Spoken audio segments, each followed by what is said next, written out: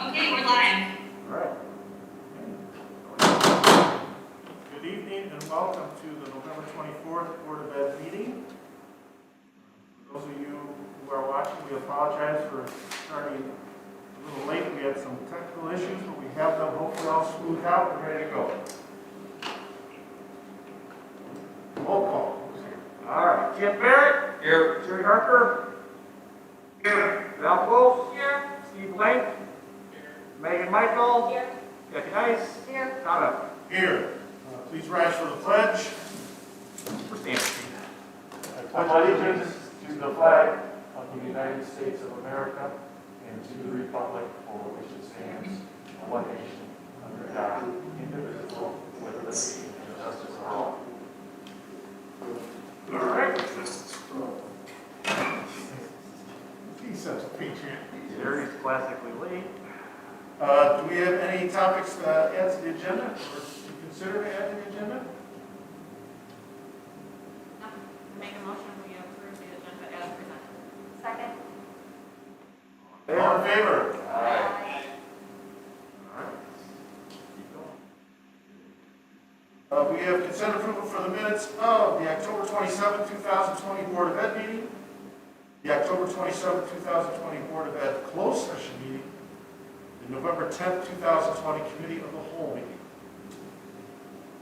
Any issues with the minutes, or are we good? I move they accept the minutes. Second. Jerry Harper? Yes. Val Close? Yes. Steve Blank? Yes. Megan Michael? Yes. Debbie Nice? Yes. Jim Barrett? Yes. Comment? Yes. Next up, we have citizens' time to speak. Remember, if you'd like to submit something for the board to know and for the public to be aware of, you can do that at citizens to speak at johnsburg12.org. It needs to be in by 3 o'clock on Tuesday of the board meeting or the committee of the whole meeting. This evening, we have something from Nancy Thompson. Good evening. My name is Nancy Thompson. Thank you to the board for reading my comments. Based on the current environment, it is clear that remote learning will not change until hopefully 2021. It's January of 2021. I'm disappointed that the administration and the Board of Education let the window of opportunity pass in the beginning of the school year to provide a choice of hybrid learning for students. That being said, my comments tonight are focused on 2021 and the return to hybrid learning.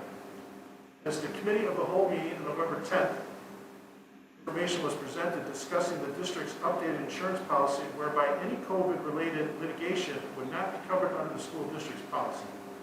This piece of information definitely changes the trajectory of the current educational landscape concerns, and I appreciate the district sharing this information. If this is in fact a real concern moving forward, this is both disturbing and disappointing to hear. Every individual indeed has a right to feel safe in their work environment, which is exactly why the district worked tirelessly to make sure all safety measurements were implemented in accordance with the ISPE and local health department recommendations. I fully appreciate the board protecting the district's financial assets, and knowing that those funds are limited, the board should not be in a position to be concerned with how to defend potential frivolous litigation. So let's turn to the district's other assets, the children. We are 10 months into the pandemic, and clearly people continue to struggle with the concept of wearing a mask and practicing social distancing. Because of this, my children are still forced to complete their education remotely. The metrics referenced by the administration was set in place after collaboration with other local school districts. These metrics are tracked and published daily by the Cuyahoga County Health Department. The Health Department does not have the authority to suggest a school remain in a remote learning model versus a hybrid model. The only instance where the Health Department would be obligated to step in would be if an outbreak occurred with any one of the buildings. Continuing to say that the district is following the guidance of local health departments is inaccurate and misleading. According to Susan Karras, Director of Public Health Nursing at the County Health Department, metrics are one tool that the local superintendents are evaluating to make their decisions. Superintendents are also evaluating many other factors regarding this difficult decision, such as, but not limited to, their capacity to safely maintain the mitigation guidelines provided by ISPE, as well as safe staffing levels. It's been demonstrated that the safety guidelines provided by ISBE and the local health department have been established in the District 12 buildings. So that leaves the remaining factor to consider, staffing levels.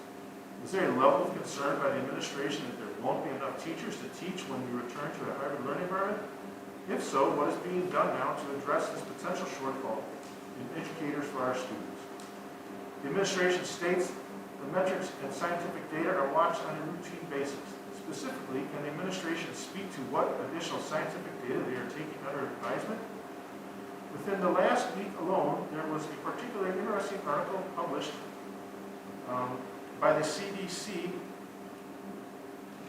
Can I correct something or I have to read it as it is? I read that. Okay. Entitled, Schools Among the Safest Place Kids Can Be, Closing Schools is an Emotional Response Not Backed by Data. I have attached a copy of this article for the board's review. Additionally, the American Academy of Pediatrics has maintained its stance strongly encourage in-person attendance at schools for, among many reasons, the mental and emotional well-being of children. What else is being done by the administration to assess the continued social isolation as well as the mental and emotional toll remote learning is having on children in the district? The District 12 safety parameters have clearly been established. The administration and the school board now have a duty to provide choices for the families in the district. I respectfully request a detailed outline of what is currently being done outside of waiting for positivity rates to return to 8% or better to ensure that our children have the option to return to a hybrid learning model in January 2021. Thank you, Nancy Thompson. Jimmy, what was that about CDC? You said that earlier. I was just confused because it stated in her letter that the article was published by the CDC, but I didn't see an article that was published by the CDC. I think she's referencing the article that was published by the Daily Wire. However, it was quoting a director from the CDC. Okay, thank you.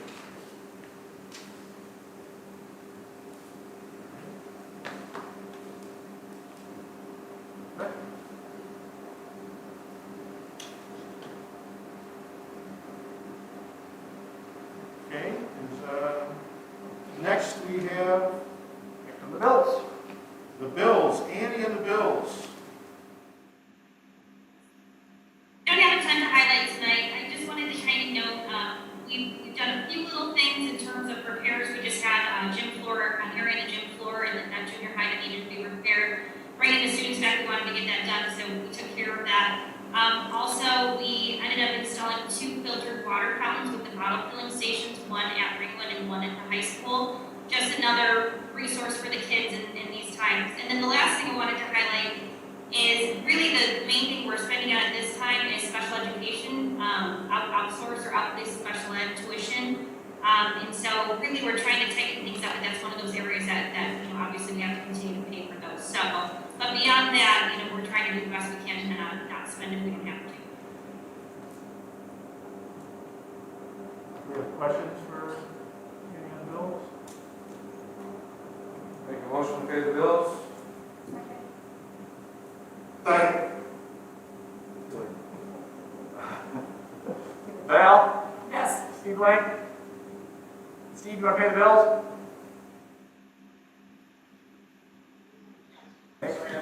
That's all right. Megan? Yes. Kathy Nice? Yes. Drew Barrett? Yes. Jerry Harper? Yes. Tom Appling? Yes. Yep.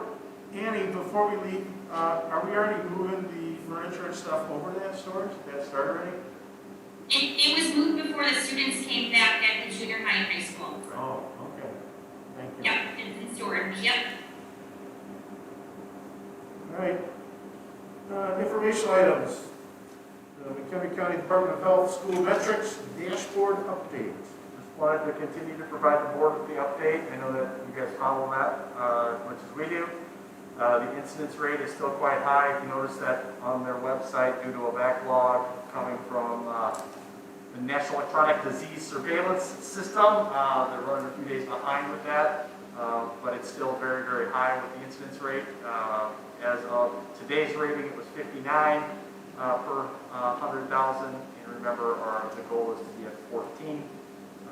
The day before 64, the day before 74. As they add to it, just for the board's information, that may as they get caught up with data, that number may change. So the positivity rate is remaining at about 17%, 17.7, 18%. That's been maintaining in that area for a while. COVID-like hospitalizations for the past few days have gone down. That one was never one of the matrix that kept us out, or not kept us out, but that was reflected as being poor.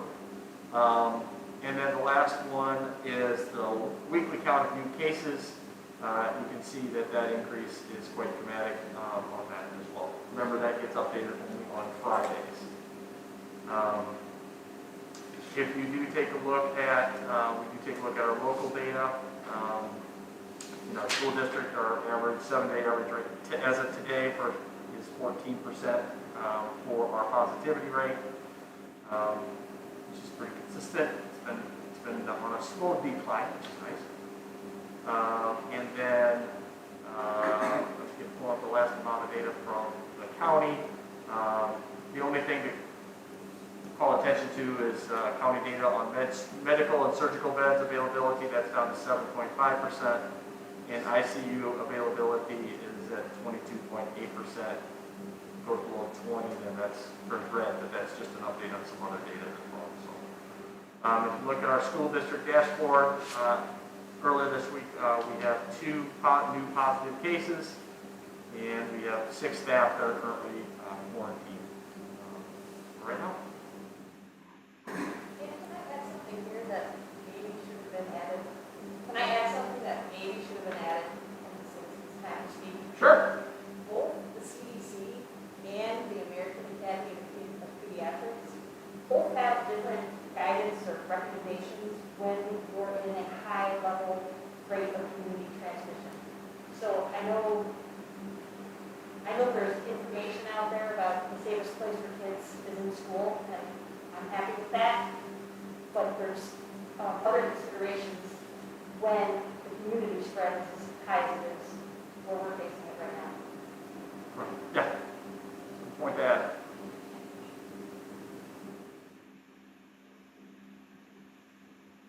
Any other questions in regards to that data? I do not have any.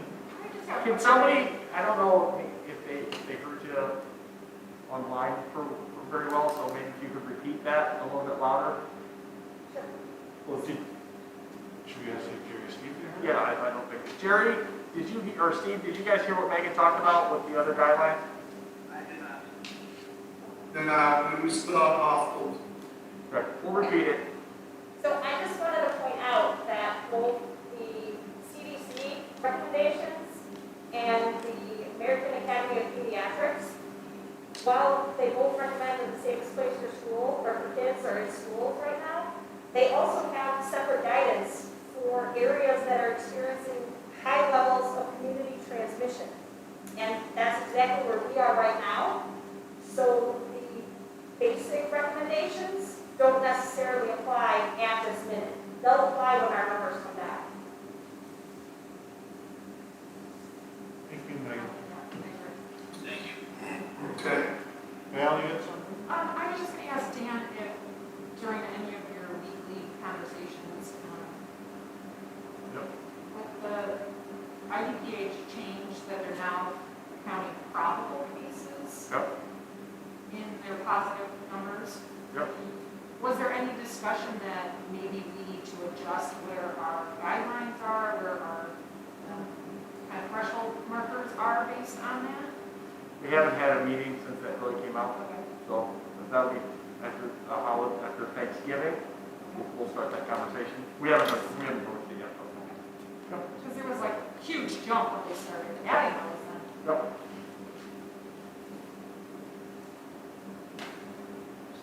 Follow the same. Right, you establish metrics based on positive only cases, or they help to establish metrics based on a situation when you're looking at just, yes, definite positive cases. Now that we're looking at probable and positive, will the metrics be looked at again? What guidance be? I did hear a doctor explain that, and it had something to do with so many people are not getting tested, false negatives, And somehow there's some kind of formula that they're applying, so the probables offset the ones that haven't been reported properly. It was something like that, but it was a doctor. Gentleman. Dr. Murphy. Do they tease out positive versus probable? Or they just lump it all They together? just put them all together. They're locked. They're locked. Which not to say that maybe those probables aren't positive, I'm not Sure. agreeing with that, but maybe we should look at metrics based on The number was that new based, information. Right. it was based solely on the positivity rate, knowing that the positivity rate was calculated that certain way. Now that the positivity rate is calculated that certain way, plus this, then the end result should be, like you said, at least. Yeah. I'd like to know how they gathered that information, probables. You know, like that would be, I'd be curious. Anything else on metrics? All right, the tentative levy. Amy? Sure, I'll say a few things. So tonight is the night where we're looking for approval from the board for the tentative 2020 levy. As discussed at the committee of the whole meeting a couple weeks ago, we're estimating the total capped increase for this year at 2.69% based upon a CPI of 2.3% and new property of just over or close to $1.6 million. To allow for any increase in that new property, as discussed, we've brought a proposed levy increase of 3.5%, so we're looking for approval for that tonight.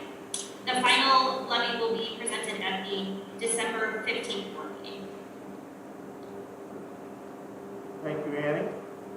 So that's a 30% reduction in the levy. Yes. Yep. Good job, Annie. Good job, Dan. Congratulations to the board too. Some FOIA requests. And you got the FOIA? I have that information too if you'd like me to make a few notes. Yes, please. The first one, what's that? Yes, please. Okay, the first one was from Vince Espy from Local Labs, and he requested copies of any contracts involving guest speakers at the schools from the 2019 and current 2020 school years. The limited amount of them we had, we did supply. The second was from Smart Procure, which we get quarterly, requested documentation of any and all purchasing records from July through the end of October, which we submitted to them. And the last was from Heidi Holloway of Citywide Building Maintenance, and she requested the previous bid proposal or any bidding for our custodial services, which obviously we did not have anything to supply for that, so we gave her information regarding that. That's it. Thank you. Steve says thank you in case you didn't hear. I got you covered, Steve. Thank you. I just have one little informational thing. I'm sure you guys read the paper too, but I just want to bring it up. This was in last Tuesday's Northwest Herald, an article by Peter Hancock from the Capital News, Illinois. Just some things for us to think about next year and some years thereafter. The state will face, the state of Illinois, will face a budget deficit of $3.9 billion in the current fiscal year.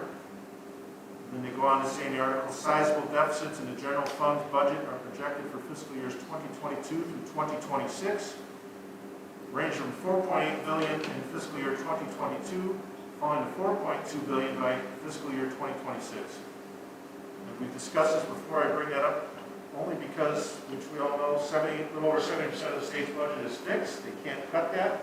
But one area they can cut is general services and education.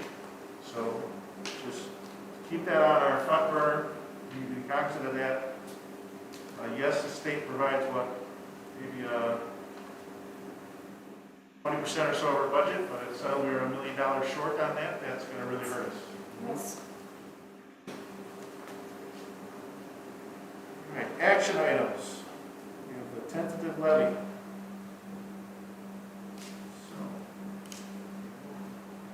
Do we want to roll with the 3.5% levy? If so, would someone like to make a motion? I'll make a motion to approve the 3.5. Kathy seconds. Second. All in favor? Steve Blank. Yes. Megan Mike. Yes. Kathy Nice. Yes. Jim Barrett. Yes. Jerry Harker. Jerry?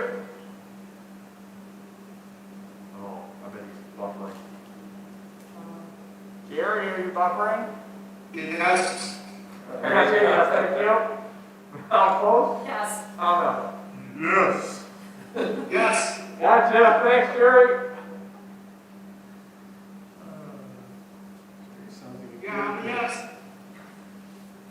Thank you, Jerry. Jerry sounds like a character in Doctor Who. I'm here. Can you hear me? Now we can. Yes.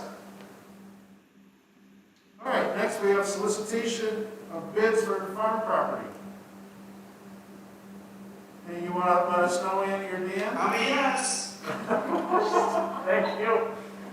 Yeah, we put the timeline in there in the memo, and then we'll get rolling with it. Bring the rules to the board for you. Oh boy. Jerry, you got a motion? Thank you. I need a second. Yes. Second. Megan Michael. Yay, Megan Michael, yes. Kathy Nice. Yes. Jim Barrett. Yes. Jerry Harker. Yes. Val Close. Yes. Steve Blank. Yes. Tom Eppler. Yes. All right, other board business. We have board ed meeting December 15th right here in the auditorium. Just for those watching, there's a high probability that will be virtual again, but please keep it, we'll, of course, we'll post that on our website and get that information out. Okay, would we like to go closed? Make a motion to go close. I'll second. And a roll. Kathy Nice? Yes. Jim Barrett? Yes. Jerry Harker? Yes. Thank you. Yes. Val Close? Yes. Steve Blank? Megan Michael? Yes. Tom Eppler? Yes.